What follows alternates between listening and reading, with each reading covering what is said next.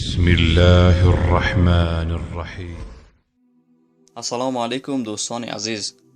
اولین زره را کی ساخت؟ آیا در قرآن آمده است؟ بله آمده است.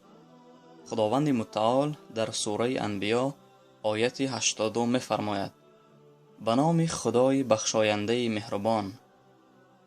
و به او برای شما ساختن لباس را آموختیم که شما را از ضرر کارزار شما نگاه دارد، یعنی ساختن زره. پس آیا شما شکر کننده هستید؟ سوره سبع آیت‌های 10 و 11. به نام خدای بخشاینده مهربان.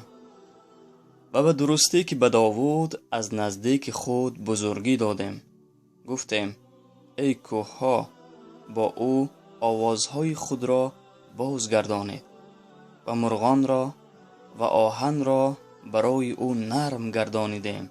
گفتیم که زره‌های کشاده بساز و در بافتن حلقه ها اندازه نگهدار و کردارهای شایسته به عمل آرید، همانا من به آنچه می کنید بینا هم.